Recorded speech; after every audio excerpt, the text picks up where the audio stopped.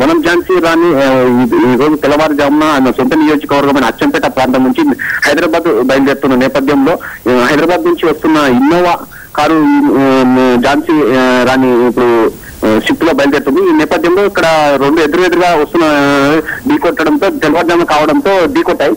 కూడా అక్కడ ఆమె మోచి విరగడం, ముఖానికి దెబ్బలు తగ్గడం, కోమలోకి వెళ్ళిపోయింది.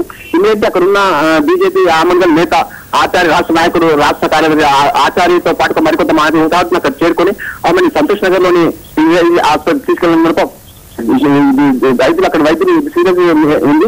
ఆమె బతకడం చాలా కష్టం. ఇమీడియట్ అపోలో హాస్పిటల్ తరలించారంటే అపోలో తీసుకుపోతున్న మార్గ మధ్యంలోనే ఆమె చనిపోవడం జరిగింది. అయితే ఇక్కడ పెద్ద ఈ మధ్యనే ఫైర్ బ్యాండ్ గా తెలంగాణ ఫైర్ బ్యాండ్ గా పేరుగాంచింది. తెలంగాణ ప్రజల మన్నన పొందుతుంది. తెలంగాణ ఫైర్ బ్యాండ్ గా ఉంది. ఈ విషయాల కథని దించుకోలేకపోతున్నారు మామూలు జిల్లా ప్రజలు. అయితే రవి, ఝాన్సీ గారితో పాటు కారులో ఇంకెవరు ఉన్నారు? వాళ్ళ పరిస్థితి ఎలా ఉంది? ఇంకా వాళ్ళకి ఎవరికైనా దెబ్బలు లాంటివి ఏమైనా తగిలాయా?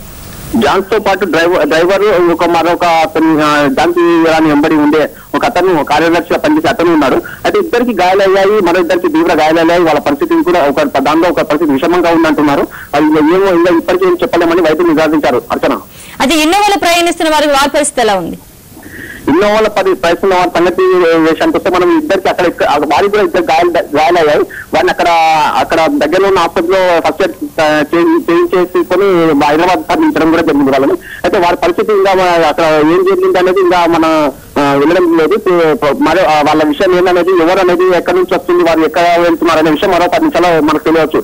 అర్చన, అయితే ఝాన్సీ గారి కుటుంబం గురించి మీకు ఏమైనా తెలుసా, లేకపోతే ఆమె రాజకీయ చరిత్ర గురించి ఏమైనా కొంచెం చెప్పగలరా? ఇప్పుడు రాజకీయ చరిత్ర భిన్నమైన రాజకీయ నేత, పెద్ద ఫైర్ బ్యాండ్ గా ఇంతకుముందు మనం చెప్పుకోవడం జరిగింది. పెద్ద ఫైర్ బ్యాండ్ గా, తెలంగాణ ఫైర్ బ్యాండ్ గా పేరు మనం పొందుతుంది. తెలంగాణ ప్రజల ఈ మధ్యనే తెలంగాణ ప్రతి విషయంలో ఆయన ముందు బీజేపీలో ఒకే ఒక నేత ఇక్కడ మహిళా నేతగా పెద్ద పేరుగాంచింది. తెలంగాణ విషయానికి వస్తే తెలంగాణలో పెద్ద పోరాట ఉద్యమ నాయకురాలుగా పేరుగాంచుతుంది.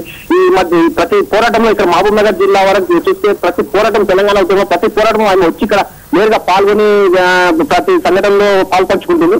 ఈ నేపథ్యంలో ఇక్కడ అచ్చంపేట నియోజకవర్గానికి వస్తే మొన్న జరిగిన పోటీ ఎన్నికల్లో షాప్నగర్ ప్రాంతం నుంచి నిలబడి ఓటెంపాలయ్యారు.